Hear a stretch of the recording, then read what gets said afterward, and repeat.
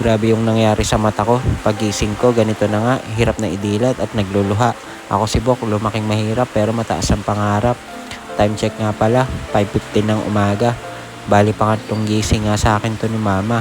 Tapos ayan, nakatulog na din siya agad. Ako naman naghilamos muna kasi nga sobrang kati ng mata ko. Tapos pagising ko ng alas 7, ganito na nga ang hirap na idilat. Kaya naisipan ko magsalamin na lang. Tapos bumili lang ako ng almusal kay Ate Lisa. Shoutout nga pala sa'yo. Tapos, ayan, nagbike na ako ulit pa uwi. Kailangan ko nga kasi silang maasikaso. Iinom pa kami ng gamot ni mama kaya kailangan namin kumain ng almusal. Tapos, bibigyan ko na din ng pagkain yung tita ko.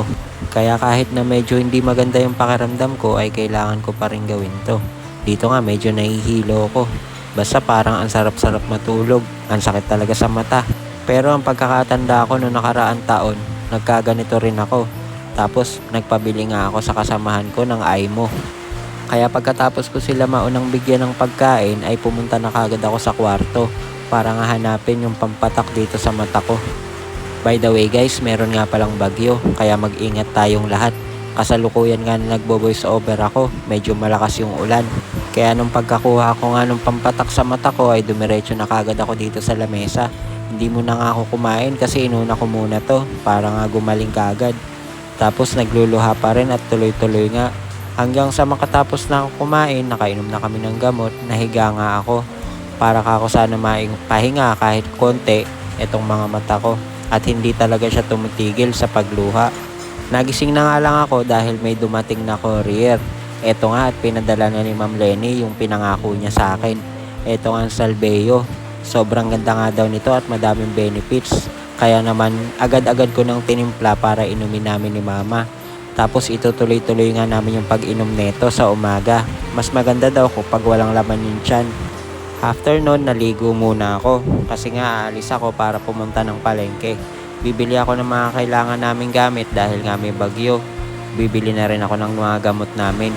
At dito medyo umokay-okay na nga yung mata ko. Naididilat ko na nga siya kahit papano. Pero nagsalamin pa rin ako para siguradong safe. May nabasa nga akong comment na umaaliwalas na nga daw yung mukha ko. Kaya naman marami pong salamat dahil nasusubaybayan nyo yung takbo ng buhay ko.